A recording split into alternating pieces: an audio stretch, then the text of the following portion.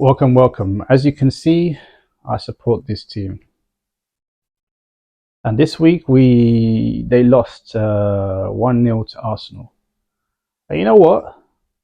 I don't watch them play anymore. I used to watch them years ago, maybe like I don't know, 5 years ago. I would even go to the stadium and go in there and watch it and get all pumped up and get all emotional and watch with the other supporters and you know support the team. I remember watching it. I was living abroad, and I remember watching Tottenham. I always watched all the games, all of them, without fail. When they were in Champions League, wherever they're in the cup, I'll support them, and I would drink.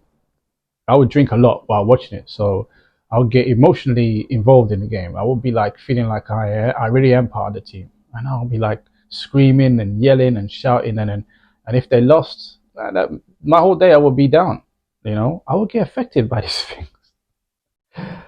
Same with boxing as well. I would watch. I remember watching. I watched David Hay fight Klitschko, and I was like all for Hay to fight. Come on, Hay, let's do this, do this.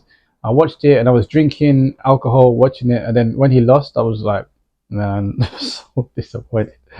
Oh, I hyped it up like this guy was good, and then Klitschko was miles better, but I didn't look at it that side. It was like, look, for me, it was like this guy is he's British, he's black. Let's support him, and he lost badly. and after that fight, I just went to go to bed. It was late already, and I was like, I just didn't want to talk to anyone.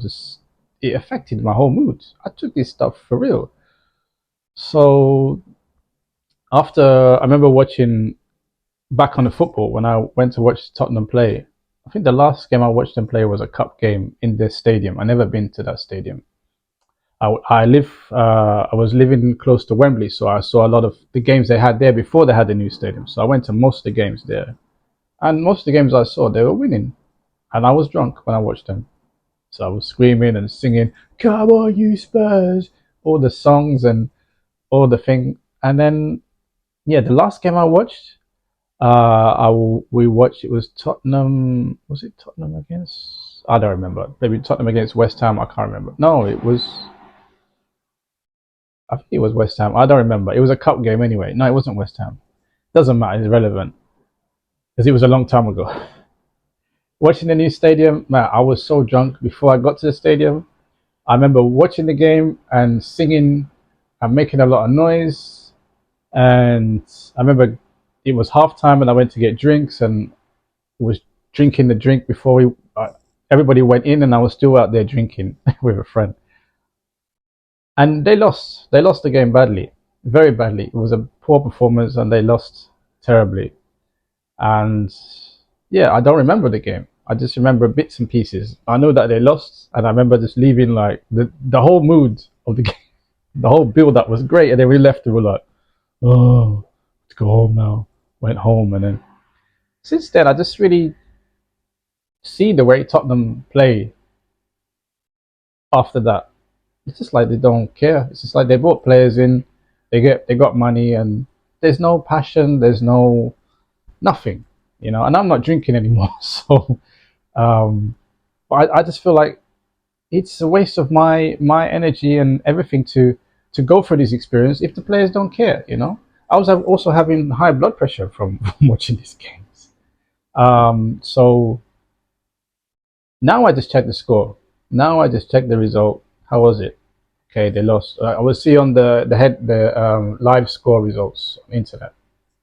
So I'll start to look and see if they lose, if they win. If they win, great. I'm happy. I'm happy for them. I will go and watch the highlights. But as for stressing myself about it, I'm not gonna bother.